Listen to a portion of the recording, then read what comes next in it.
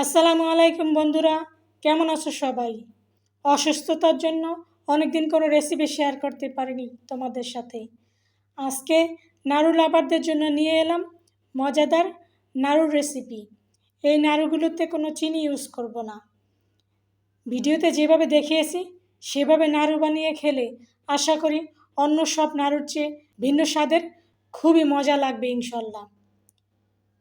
কিছু খেজুর নিয়ে নেব, যে কোনো খেজুর হলেই হবে, বাজারে সব ধরনের খেজুরই পাওয়া যায়। সাথে নেব সাদা তিল, কাজু বাদাম, কাঠবাদাম, মিষ্টি কুমড়ার বিচি, কিশমিশ, আর নেব নারিকেল। তোমরা চাইলে আরও কিছু বাদাম অ্যাড করে নিতে পারো।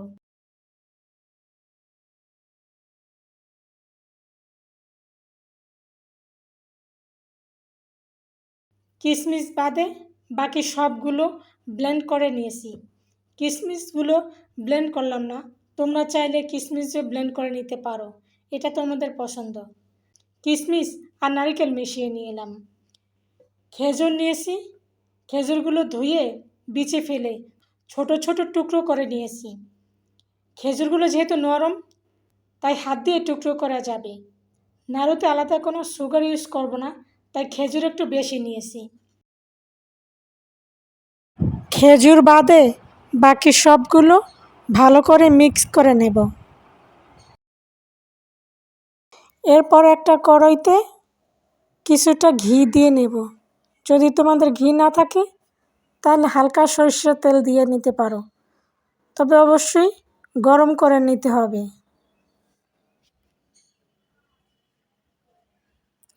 তারপরে খেজুরগুলো দিয়ে অল্প তাপে আস্তে আস্তে নাড়তে হবে, যেন পুড়ে না যায় আর খেজুরগুলো কিছুটা গলে যায়। খেজুর যেহেতু শক্ত তাই চিনির মতো অতটা গলবে না, তবে যতটুকু সম্ভব চেষ্টা করব গলানোর জন্য।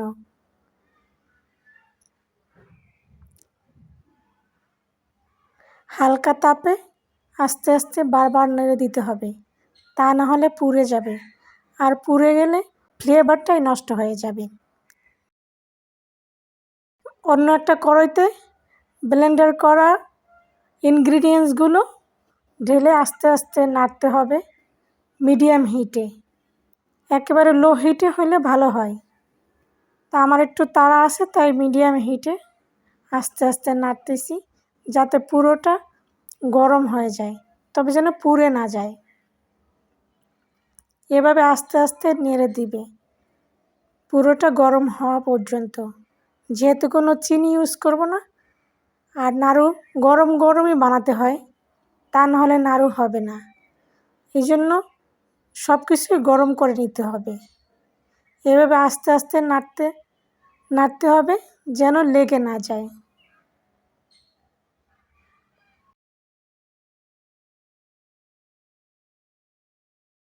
সুন্দর একটা কালার হয়ে আসতেছে, দেখো। এরপরে এর ভিতরে খেজুরগুলো গরম গরম দিয়ে দেব। খেজুরগুলো দিয়ে আস্তে আস্তে মিক্স করার চেষ্টা করতে হবে। যদি এভাবে ভালো মিক্স হবে না, কিন্তু গরম গরম দুইটা একসাথে মিক্স করলে পরে হাত দিয়ে নাড়ু বানাতে সুবিধা হবে। সবগুলো আস্তে আস্তে ভালো করে গরম করে নিতে হবে, তবে অবশ্যই যেন পুড়ে না যায় সেদিকেও খেয়াল রাখবে।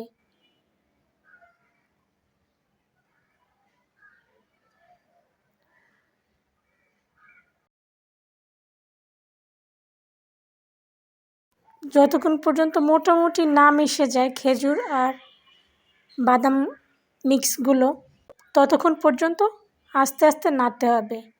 পরে একটা বড় পাত্রে সবগুলো ঢেলে নিলাম।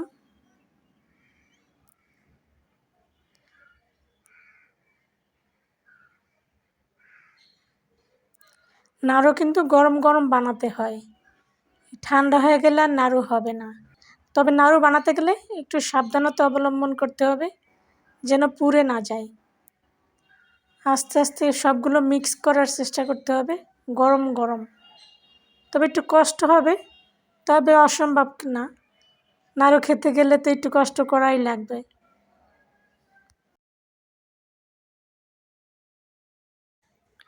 আমাকে নাড়ু বানাতে সাহায্য করছে, পুরোটাই সাহায্য করছে আমার ভাতিজি অর্পিতা আর রূপা। ওদের দুজনের ধৈর্য আছে এইসব ব্যাপারে। সবগুলো গরম থাকতেই ছোট ছোট করে নাড়ু বানিয়ে নেবা।